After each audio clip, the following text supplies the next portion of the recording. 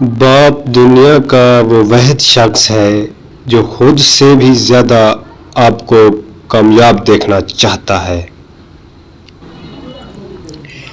شیخ Saadi اور ان کا بیٹا تہجد پڑھ رہے تھے۔ دعا کے بعد بیٹا بولا، بابا جان سب سو رہے ہیں اور ہم عبادت کر رہے ہیں۔ جواب میں کتنی خوبصورت بات کہی، اگر دوسروں کے عیبوں پر نظر رکھنی تھی تو بہتر تھا کہ تو بھی سویا رہتا۔ آپ کے اخلاق کی قدر بھی لوگ اس وقت کریں گے جب آپ کے پاس دولت اور طاقت ہو۔ غریب کتنا ہی خوش اخلاق ہو، لوگ اس کے اخلاق کو اس کی مجبوری سمجھتے ہیں۔ سب سے زیادہ تکلیف دہ چیز یہ ہے کہ کسی سے بہت زیادہ پیار کرنے کے عمل میں خود کو کھو دینا اور یہ بھول جانا کہ آپ بھی خاص ہیں۔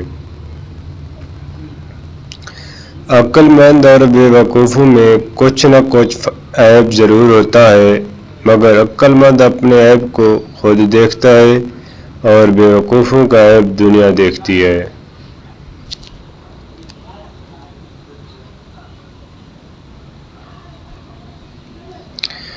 پریشانی تذکرہ کرنے سے بڑھتی رہتی ہے، خاموش رہنے سے کم ہو جاتی ہے، صبر کرنے سے ختم ہو جاتی ہے اور اللہ کا شکر ادا کرنے سے خوشی میں تبدیل ہو جاتی ہے۔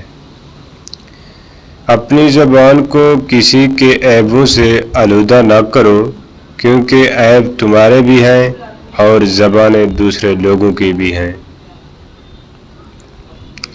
اگر تم اللہ کی عبادت نہیں کر سکتے تو گناہ کرنا چھوڑ دو۔ جب دشمن کی ساری تدبیریں ناکارہ ہو جائیں تو وہ دوستی کا ہاتھ بڑھاتا ہے، بس اس وقت دوستی سے وہ کام لو جو دشمن بھی نہیں کر سکتا۔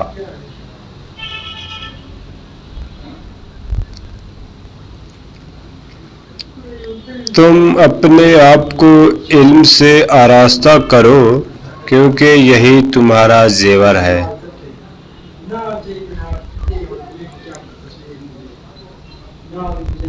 موت کو ہمیشہ اپنے تکیے کے نیچے جانو اور امید رکھ کر چھوٹے گناہوں سے گریز کرو تاکہ ذلت و خواری سے محفوظ رہو۔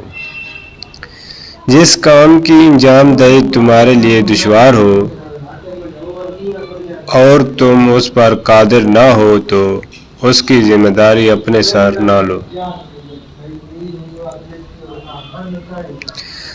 کلام الہی پر عمل کرو، اس کے حرفوں کی سیاہی میں وہ سفیدی چھپی ہوئی ہے جو تمہارے گناہوں کو دور کر کے تمہارے دل کو نور ایمان سے روشن کر دیتی ہے۔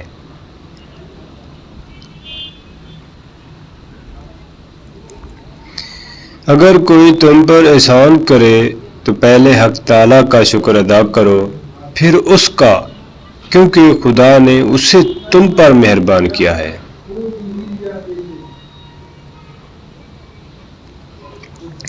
اگر کوئی آپ کی فکر کرتا ہے تو اس کی قدر کرو، کیونکہ دنیا میں تماشائی زیادہ اور فکر کرنے والے بہت کم ہوتے ہیں۔ اتنے خشک نہ بنو کہ توڑ دیے جاؤ اور اتنے نرم نہ بنو کہ نچوڑ دیے جاؤ۔